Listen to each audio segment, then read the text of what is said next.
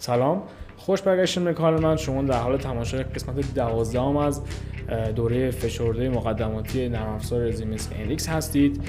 محمد علی سرجریم هستم، کارشناس مهندسی مکانیک و زبان آموز زبان آلمانی. توی این کانال محتوای آموزشی راجع به تجربیات زندگی شخصی خودم منتشر میکنم. اگه به این تیپ از محتوا علاقه دارید، باعث افتخار منه که کانال من سابسکرایب کنید و زنگوله نوتیفیکیشن رو روی حالت آل بذارید تا از انتشار ویدیوی بعدی مطلع بشید. در قسمت 12 از این سری آموزشی ما وارد یک محیط جدید از نرم افزار زیمنس NX میشیم به نام دراینگ برای استخراج نقشه از مدلی که طراحی کردیم. قبل از اینکه بریم سراغ نرم افزار، اگر میخواید این پلیلیست رو به صورت کامل مشاهده کنید، من کارتش رو براتون این بالا قرار میدم تا روش کلیک کنید و بتونید از ابتدا این دوره آموزشی رو تماشا بکنید. اگر انتقاد و پیشنهادی هم برای کار من داشتید، توی کامنت ها لطفاً با حروف لاتین به سه حالت فینگلیش، انگلیش و یا آلمانی بنویسید. من قطعاً سعی می‌کنم که به اونها عمل بکنم و اگر سوال داشتید پاسخ شما رو بدم. بدون معطلی بریم سراغ نرم افزار.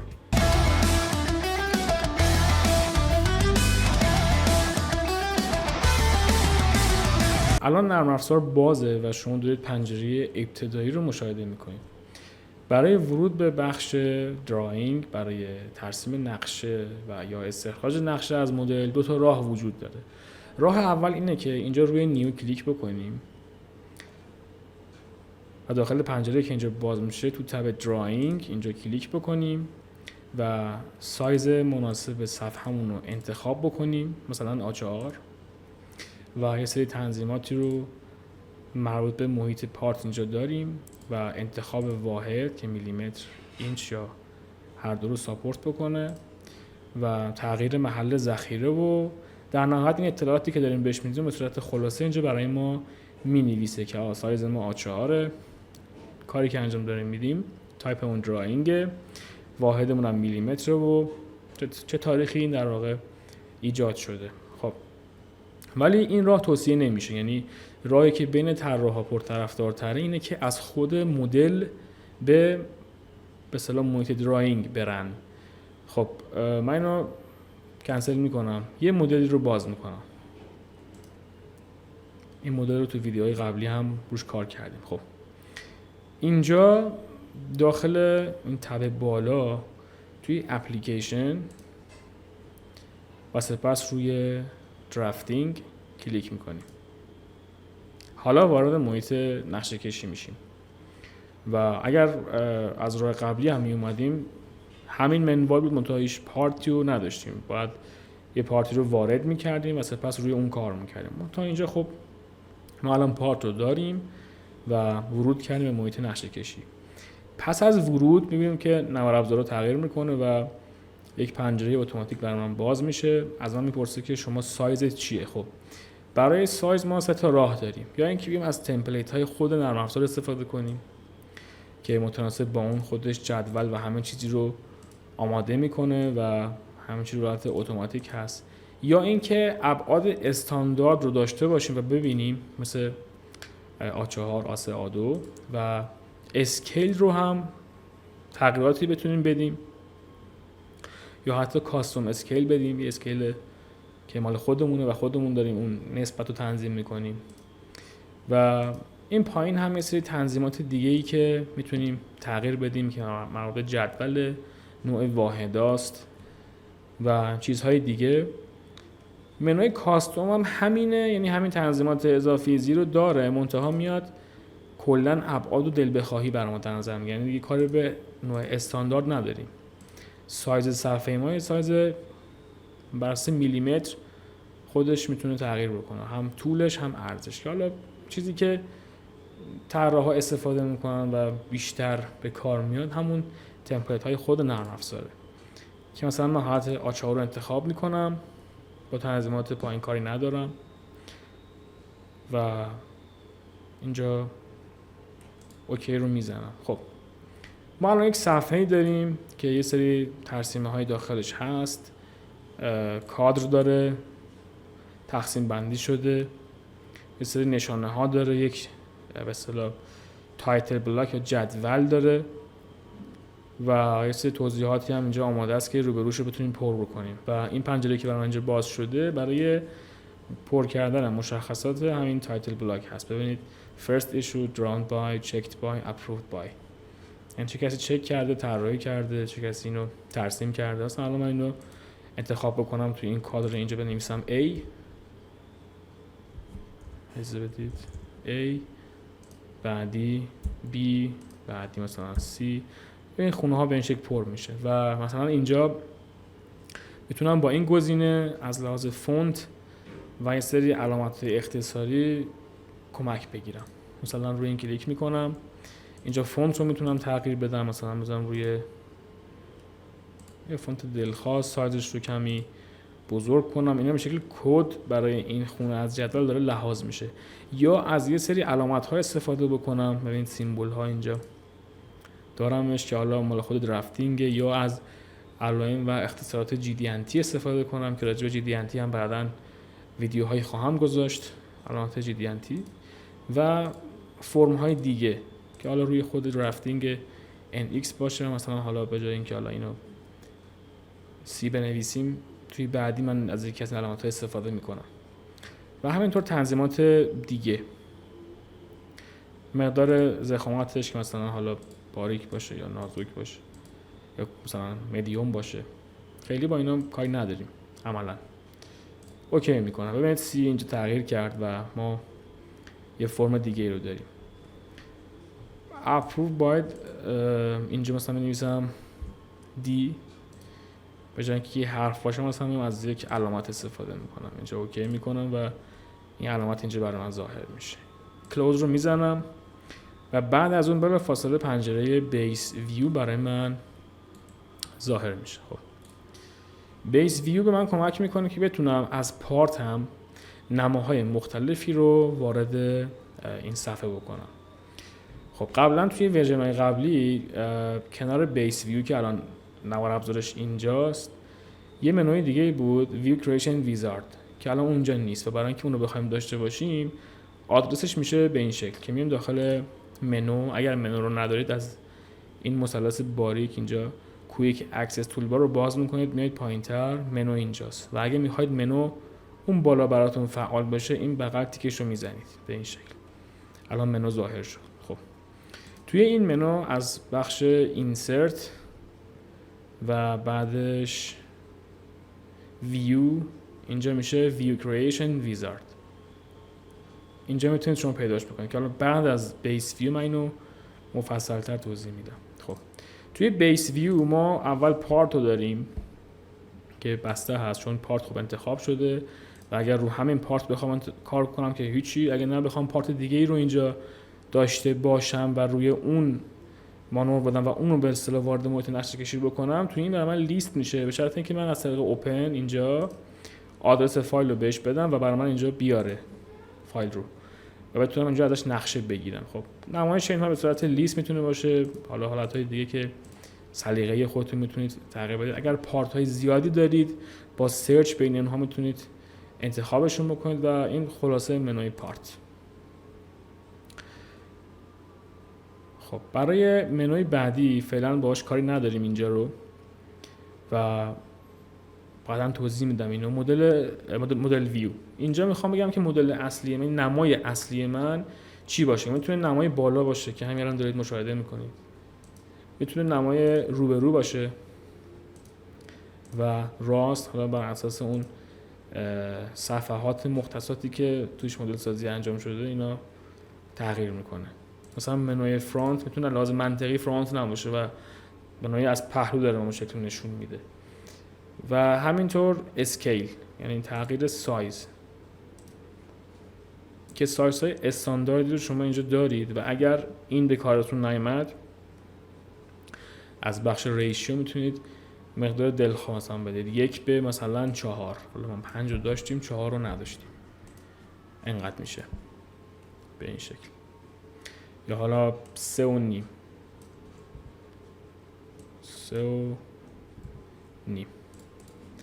به این شکل میشه. ستینگ هم که خب حالا مربوط تنظیمات ظاهری این ویو میشه که حالا بعداً وارد این پنجره میشم و توضیح میدم بهتون. اوکی میکنیم و به طور مثال من اینجا اینو کلیک میکنم. بعد از اینکه کلیک میکنم برای من پنجره پروژکت ویو باز میشه. پروژکت ویو هم دقیقاً ابزار بعدی هست که میتونم نماهای انعکاسی رو بگیرم. ببینید اگر من اینو به راست بکشم به این شکل، نمای بعدی یه مقدار هایل تر اینجوری تغییر میکنه، نمای بالا، نمای دوباره به این شکل کج، چپ، به این شکل پایین. نماهای انعکاسی رو اینجوری میتونم ایجاد بکنم. یه دونه مثلا اینجا به صورت اوریب قرار بگیره به این شکل و بعد کلوز رو میزنم. خب این طرز استفاده از بیس ویو. خب اما ویو کریشن ویزارد چیه؟ من شکلی که کشیدم رو پاک میکنم، یعنی نماهایی که اینجا ایجاد کردم رو حذف میکنم، میام داخل تب منو، اینسرت و ویو کریشن ویزارد، روی این کلیک میکنم. اجازه بدید ویو کریشن ویزارد. خب این دستور در واقع مفصل تر از بیس ویو هستش و بیس ویو به نوعی خلاصه اینه. توی این 4 تا ما میایم کلا کارمون رو انجام بدیم. توی این 4 مرحله پارت، آپشن، اورینتیشن و لیوت. تو بخش پارت میگیم که خب ما میخوایم با چه پارتی کار بکنیم. بازم همون مدل لیست رو داریم، مدل، و اگه بخوایم چیزی رو وارد بکنیم از اینجا انتخاب میکنیم. خب من الان همین پارت رو روش کلیک میکنم و انتخاب میشه. مرحله بعد میریم توی نکست، میاد روی آپشن. توی اینجا میگیم که خب تمام اندازه گذاری ها رو، یعنی تمام به اصطلاح سایز هایی که میخواد قرار بگیره به شکل منوال یا اتوماتیک برای ما لحاظ کنم. ببین چقدر بزرگ بود رو حالت منوال، من رو گذاشتم رو اتوماتیک و قفلش کردم. یعنی ببینید این الان منواله، بتونم اتوماتیکش کنم و یا نه. وقتی که اتو رو انتخاب میکنم، اتو اسکیل انتخاب میکنم، اینو اگه بزنم روی اتوماتیک این دیگه قفل میشه، دیگه نمیتونم به این دست بزنم و خود نرم افزار با مثلا موتور حلی که داره این رو لحاظ میکنه. اگه من اینو بزنم رو حالت منوال میتونم این تیکو بردارم و پس از اون میتونم اسکیل رو به هم بریزم و تغییرش بدم، بزرگتر یا کوچیکترش کنم به این شکل. با توجه به سایز کاغذ من خود نرم افزار تو حالت اتوماتیک خیلی عملکرد خوبی داره. ببینید خیلی جایگیریش هم چشم نظر من اوکیه. این تیکه نوشته process hidden line، اینجا یعنی اینکه خطوط ندید رو بتونم ببینم یا اصلا نداشته باشمش توی ویو خودم. خب اگه این تیکو بردارم دیگه خطوط ندید رو نمیبینم. اگر این تیک باشه خب حالا رو حالتیه که میخوام اینویزیبل باشه، یعنی لحاظ میشه ولی من نمیخوام ببینمش. فقط اگر بخوام ببینمش باید فرمش رو تعیین کنم که آقا خط کامل باشه، خطچین به این شکل باشه، یا حالا یه خط 2 نقطه باشه، یا مثلا به شکل مورس باشه اینجوری خط دوباره نقطه خط 2 نقطه، باز ضخامت قابل تغییر، میزان تیکنس اون خطه مثلا چقدر باشه. شو سنتر لاین میگه آقا یه سری خطایی هست که مثلا شما بعد از اینکه یک دایره رسم شده کمک میکنه که مرکز اون دایره پیدا بشه. خب من میخوام این باشه یا نباشه، باز بستگی به انتخاب خودم داره. به طور مثال من الان اینجا توی حالتی که از بیس ویو استفاده میکردیم و فقط یه نمای تاپ رو مثلا با اسکیل 1:2 مثلا داشته باشیم اینجا، اینو اوکی کنم. خب ما الان توی این نمایی که داریم 2 تا چیز شاید ما رو اذیت کنه. یکی این وجود این محور مختصات ایکس و ایگرگه که اگر بخوایم اینو نبینیم میایم داخل نمودار درختی. من توضیحشم همینجا به شما بدم. نمودار درختی ما از یک پارتی که ما مدل سازی کردیم تشکیل شده. خب که میشه اینجا از این مدل هیستوری به پایین، یعنی من اینو ببندم شما دارید تمام اون چیزهایی که پارت ما رو، مدل ما رو شامل میشه صرف نظر میکنید. اینجا من اینو دوباره به اضافه رو میذارم باز میشه و میتونیم تمام اون زیر مجموعه اون پارت رو ببینیم. یکی از این زیر مجموعه دیتون کوردینیت سیستمه که اگه من روش کلیک کنم این چشمه را یا بزنم یا اینکه کلیک راست کنم اینجا هایدش کنم دیگه من اینو نمیبینمش.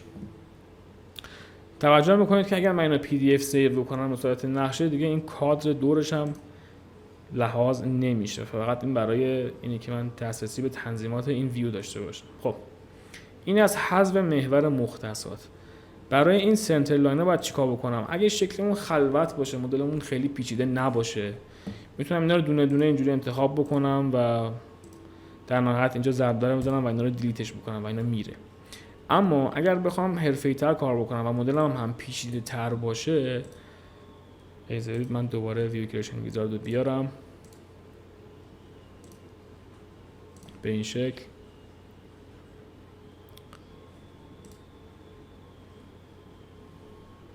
این تیکو فعال نگرش دارم سنتر لاینو و نوع نمارم خب حالا این که به کارمون نمیاد، وایر فریم هم که نمیخوام، اینم اتوماتیک باشه، اوتو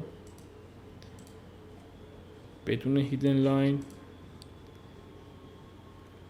یا همون به شکل شیدد خیلی خوبه برای من نمایش بده. خب دوباره نکست رو میزنم، نمای اصلی رو میخوام انتخاب بکنم اینجا که حالا اگر از هیچ کدوم از اینا نبود میتونم اینجا روی این گزینه کلیک کنم، یه پنجره کوچیکی برای من باز میشه و من توی این پنجره هر شکلی که به قطعه نگاه بکنم که به کارم میاد اون میشه نمای اصلی من. ببین الان من اینجوری دوست دارم که اینطوری باشه، اینجا اوکی میکنم، نمای اصلی من میشه این و بقیه رو از این مشتق میگیره، این نمای اصلی من میشه. و در ادامه که میرم توی لی‌اوت، من اگه اینا رو خاموش بکنم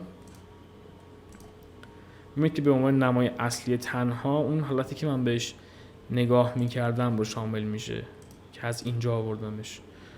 به طور مثلا میخوام نمامو عوض کنم، مثلا اینجوری باشه، اوکی میکنم، نما هم آپدیت میشه.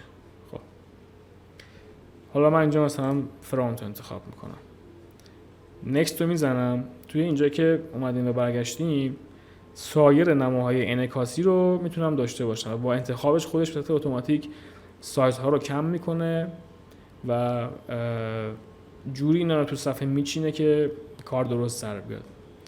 این نمای تاپ بالا، این نمای ایزومتریکش، اینم نمای راست. مثلا برای این قطعه همینا تقریبا کفایت میکنه به این شکل. اینجا ما یه تیک داریم Associative Alignment. ببینید این خطچینی که شما اینجا میبینید که حالا شاید یه خورده واضح هم نباشه، از مرکز این قطعه تا مرکز این قطعه و این در واقع قطعه که نه، این ویو، اینا کاملا در یک راستا به هم مرتبطن و من نمیتونم اینا رو به تنهایی حرکت بدم. یعنی دقیقاً باید سر و ته این نما با سر ته این توی یک راستا باشه و همینطور مرکزش. این معنی Associative Alignment. اگه من اینو بردارم این خطچین هم پاک میشه دیگه، من اینو ندارمش. خب اینو من فعال میکنم. این پایین هم اگر من تایتل بلاک رو ایگنورش بکنم یعنی اینکه نیست و قطعات میان روی جدول به این شکل، دیگه این چیز خوشایندی هم عملا نیستش، یعنی به درد خاصی نمیخوره. این تیکو برم دارم توی این پایین اینجا مثل گزینه هست که غیر فعاله چون رو حالت اتوماتیک قرار داره. تنظیماتی مبنی بر قرار گرفتن اینا توی این صفحه. خب من اگه اینو بزنم رو منوال میتونم این تنظیمات رو تغییر بدم.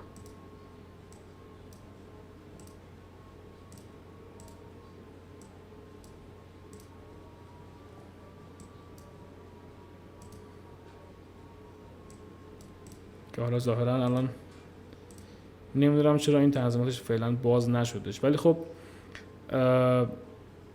بیتوین ویو یعنی فاصله قرار گرفتن اینها نسبت به هم دیگه. خب بعد اینا من تو صفحه بذارم تا این فعال بشه. بله من اینم میبندم به این شکل، اینا رو روی صفحه قرار میدم.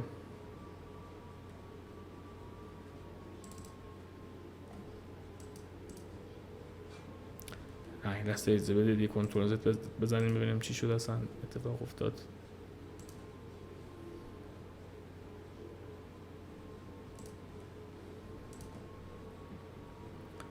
تا اینجا اوکی بود. فرانت این پایین حالا فعلا فعال نیستش، ولی گزینه‌هاشو بهتون توضیح میدم. باید ببینم چرا این فعال نیستش. خب بیتوین ویوز یعنی اینا چقدر از همدیگه فاصله داشته باشن، یعنی این دوتا کادری که ما داریم چقدر از همدیگه فاصله داشته باشه. و تو بوردر هم یعنی هر کدوم از اینا داخل این کادر چقدر بزرگ یا کوچیک بشه، که حالا خود نرم افزار الان 5 و 20 رو تشخیص داده به اون عدد مناسب، ولی این قبلا باش کار میکردم قابل تغییر بود. حالا نمیدونم شاید گزینه این بالا مالا باشه که ما اینو فکر میکنم بعد رو منوال بذاریم تا بتونیم اینو تغییرش بدیم. درسته.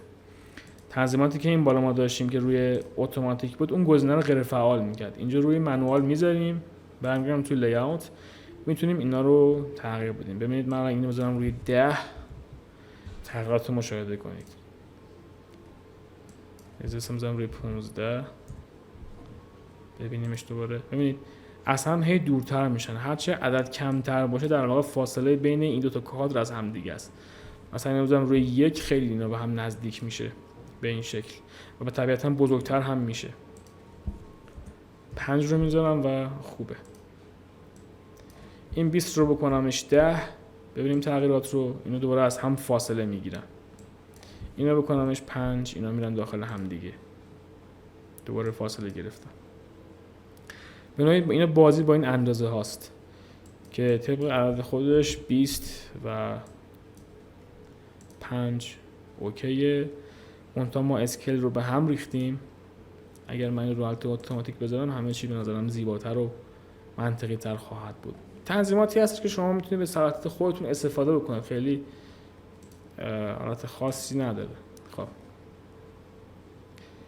این هم که روی اتوماتیک قرار داره و تمام. اینجا من فینیش رو میزنم. خب برای من ایجاد شد ویو ها، ولی خب باز خیلی بزرگه و دوباره فکر کنم این چیزی یادمون رفت بذارم که اندازه مناسب رو ببینیم توی نقشه. من از اول میرم.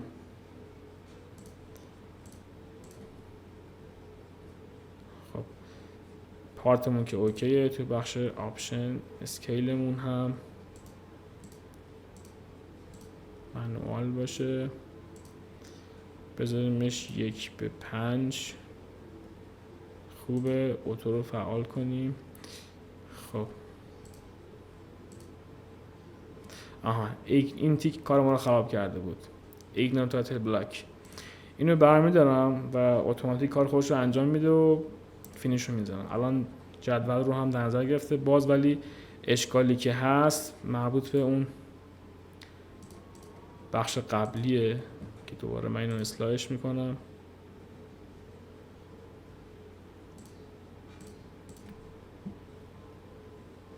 خب این تیک رو ما نداریم. اینم رو حالت اتوماتیک آپشن. اینم از من رو میذارم روی اتوماتیک. اینجا دیگه باید همه چی اوکی بشه. الان همه چی اوکی شد. خب کلا حالت اتوماتیک از منوال به نظر من خیلی بهتره، خصوصا جایی که خیلی آپشن‌های زیادی داریم و ممکنه حتی گم بشیم بین اون آپشن ها و تنظیمات. این از این. حالا اگر میخواستم این بخش رو نبینم، توی همون منو ویو کریشن ویزارد میتونستم تیکش رو غیر فعال کنم. کجا بود؟ اینجا منو اینسرت ویو کریشن ویزارد. توی اونجایی که میخواستم به اصطلاح بخش آپشن بود، گزینه‌هاشو داشتم، شو سنتر لاین رو میتونستم بردارم. اون موقع دیگه هیچ کدوم از این خطا نمایش داده نمیشد. با هم امتحان کنیم. بک میزنم، دوباره منو اینسرت ویو کریشن ویزارد، توی بخش آپشن من این تیکو برمیدارم، سنتر لاین، فینیش رو میزنم. ببینید دیگه هیچ سنتر لاینی نیستش. این تا اینجای کار. حالا اندازه گذاری که خیلی مهم است توی این بخش. تا اینجا چه ابزاری توضیح دادیم؟ بیس ویو، پروژکت ویو که اگه روش بزنم و روی یکی از این به اصطلاح مدل ها کلیک بکنم، یکی از این ویو ها که الان مثلا اتوماتیک این هست، کلیک بکنم میتونم از اون نمای انعکاسی بگیرم و خیلی ساده کلیک کنم و تمام، چیز خاصی نداره. و همینطور ابزار بعدی ویو کریشن ویزار بود که از اینسرت ویو اینجا میتونستیم پیداش بکنیم. خب برای اندازه گذاری اینجا روی ابزار رپید، هم رپید دایمنشن کلیک میکنیم و میتونیم خیلی راحت اندازه گذاریمون رو انجام بدیم. مثلا این 240 از این تا این خط مثلا 60 و مثلا فاصله این دو مرکز از هم دیگه بیاد بالا 100. و اگر موقع اندازه گذاری کمی مکس کنید، مثلا ارتفاع این عرض رو بخوام بدم کمی مکس کنید، یه پنجره باز میشه برای تنظیمات نوع اندازه گذاری که مثلا اندازه ها به چه شکلی قرار بگیره، مثلا اینطوری یا این شکلی عمودی بگیره یا انواع اقسام دیگه که به درد تولرانس گذاری میخوره، یا مثلا چقدر اشار داشته باشه، یا مثلا فونتش چی باشه، مثلا فونت رو تغییر بدم و یه سری تنظیمات دیگه که خب بر حسب کار کردن با اونا میتونید ازش بهره بگیرید که حالا خیلی چیز خاصی هم نداره. مثلا به این شکل نظر من اینجا میذارم. بعد از اون خب برای اینکه بتونیم 3 تا دایره رو، در واقع 3 تا سوراخ روی یک قطعه رو که سوراخ‌ها معمولاً جاهایی ممکنه باشن که اندازه‌گیری مرکز اونا، یعنی فواصل مرکز اونا یه مقدار سخت باشه، ما اینجا یه ابزار داریم کمکمون میکنه. این ابزار توی این تبه اینجا و اسمش بولت سرکل سنتر لاین، طبق توضیحات خودش 3 تا دایره رو میگیره مرکزش رو و بهتون مرکز اون 3 تا رو میده. در واقع این دایره اول، دوم و سوم به این شکل میاد، مرکز بین اینها رو هم پیدا میکنه. یعنی این دایره رو رسم میکنه که مرکزهای این 3 تا روی اون دایره‌ن، رو محیط اون دایره قرار دارن. اپلای که بکنیم این خطچین هایی که ایجاد شده به ما خیلی کمک میکنه، کمک برای اندازه گذاری. به این صورت که مثلا با رپید میام من قطر این دایره رو سریعا اینجا استخراج میکنم و همینطور از بین این دوتا میام زاویه بین این دوتا رو هم در بیارم به این شکل. کاملا دیگه میتونم این دایره ها رو ترسیم کنم، به نوع سوراخم رو رسم کنم. و حالا شکل باید اندازه هایی داشته باشه که کاربردی باشه برای ساخت. مثلا خب اندازه ها الان ناقص این دایره ها باید باشه و چیزایی که بشه باش واقعا قطعه رو مثلا ساخت، جوری هم باشه که شلوغ نباشه، نقشه رو به هم بریزه. اینجا مثلا میتونید مرتبش کنید، اندازه رو کمی جاشو تغییر بدید و به این شکل. خب میام تو منوی پایینی، این منو رو هم پاک میکنم، این ویو رو هم پاک میکنم چون بعدم باش کار دارم. توی اینجا من میام روی حاشیه، روی این کادر 2 بار کلیک میکنم، تنظیماتش برای من باز میشه. میتونم چیزهای مختلفی رو تنظیماتش رو تغییر بدم. مثلا میخوام روی خطوط ندید کار بکنم. خطوط ندید توی هیدن لاین هست. توی هیدن لاین ها من میام که خب اینجا پروسس هیدن لاین تیکش خورده، یعنی در نظر گرفته شده برای این، اما رو حالت اینویزیبل، یعنی نمایش داده نشه. میگم که آقا نمایشش بده با این حالت خدچین. اپلای کنم، میبینید که ظاهر شد و ضخامتش، یعنی به اصطلاح وضوحش کمه، ضخامت اینو من زیاد میکنم، مثلا میذارم رو حالت آخر و به این شکل ظاهر میشه.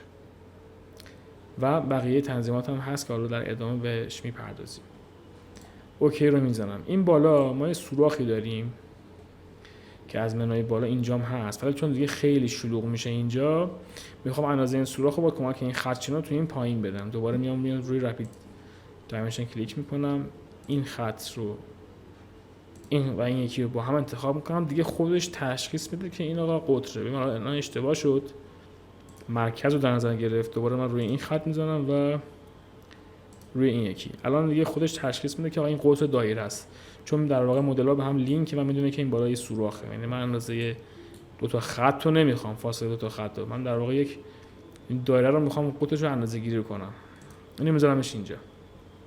این دایره رو هم به این شکل میذارم این بغل، اندازه ها میاد اینجا. خب حالا میخوام سکشن بگیرم. برای گرفتن نمای سکشن خورده ما دو راه داریم. یکی این که بیام اینجا از ابزار سکشن ویو استفاده کنیم که توی مدل دیفاینش حالت داینامیک رو انتخاب میکنیم و توی متدش که چند تا متد مختلف داره و پرکاربردترینش سیمپل استپ هست، ما میایم این خط که قراره سکشن بزنه شکل ما رو میذاریم روی یکی از آبجکت های این ویو، مثلا روی مرکز این دایره یا روی مرکز این دایره یا روی مثلا وسط این خط یا شبیه این چیزا. مثلا روی مرکز دایره میذارم، من اینجا کلیک میکنم. بعد از اون من موسم و حرکت میدم سمت پایین و فضای خالی کلیک میکنم. نمای سکشن خورده برای من ایجاد خواهد شد. کما اینکه فکر کنم اگر دوباره من اینجا کلیک بکنم و به صورت اوریب بخوام اینو خارجش بکنم اینجا، مثلا اینجا بخوام بذارم، نمای سکشن خورده به این صورت کج برای من اینجا دوباره ظاهر میشه. خب حالا من اینو پاکش میکنم که این شلوغ نکنه فضای ما رو. پس از اینکه شما سکشن هم میزنید و نما رو رسم میکنید، این نامگذاری میشه به عنوان شکل A از سطح سکشن A و این میشه سکشن AA، یعنی سکشن A متعلق به ویو A برای شما رسم میشه اینجا. خب راه دوم چیه؟ راه دوم اینه که ما اون سنتر لاین رو خودمون ترسیم کنیم. من اینو پاک میکنم،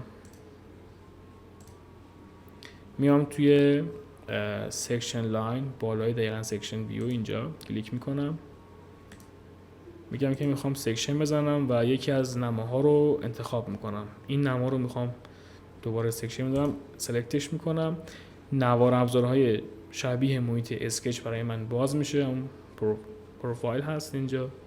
یه خط میکشم تا اینجا حدودی بالا، مثلا اینجا پایین و اینجوری میبندم. خب میگم که این خط مرکز این دایره روی هم بیفتن، این نقطه و مرکز این دایره هم روی هم بیفتن، این نقطه و مرکز این دایره هم روی هم بیفتن و این دوتا خط این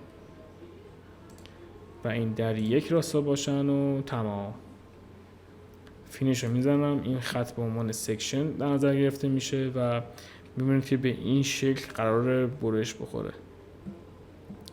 خب اینجا اوکی میکنم و حالا میام پایین سکشن ویو رو میزنم. تو مرحله قبل ما از گزینه داینامیک استفاده کردم. از اینجا برای اینکه از این خطمون استفاده کنیم باید روی سلکت اگزیستینگ کلیک بکنیم. در واقع این سکشنی که سنترلانش از قبل وجود داشته. خب این سنترلان رو انتخاب میکنم، دوباره میام پایین تر و کلیک میکنم. خب چرا برعکس شد؟ به خاطر اینکه نوع نگاه ما به این سنترلان از بالا به سمت پایینه. برای اینکه این مسئله حل بشه روی این سنترلاین کلیک میکنیم، کلیک راست ادیت، یا اینکه دوبار کلیک میکنیم تنظیماتش باز بشه. از اینجا ریورس دایرکشن رو میزنم، اوکی رو میزنم. حالا آپدیت میکنم تا نمای ما هم آپدیت بشه. گزینه آپدیت هم اینجاست، آپدیت ویو، اپلای، شکل ما برمیگرده بالا به این صورت. سپاسگزارم که تا انتهای ویدیو با من همراه بودید. لینک خود کانالم و لینک پلیلیست این دوره آموزشی رو این بالا براتون به صورت کات قرار میدم تا روش کلیک بکنید و بازم میگم اگه انتقاد، پیشنهاد یا نظری برای کانال من داشتید توی کامنت ها اونو با حروف لاتین برای من بنویسید. حتما سعی میکنم که رعایت بکنم و اگر سوالی داشته باشید بهتون پاسخ میدم. لینک شبکه‌های اجتماعی که من داخل اونها فعالیت میکنم روی صفحه برای شما نمایش داده میشه و در انتهای ویدیو هم به صورت رندوم چند تا از ویدیوهای کانالم رو به شما پیشنهاد میدم که اونا رو ببینید. تا ویدیوی دیگه، خدا نگهدار.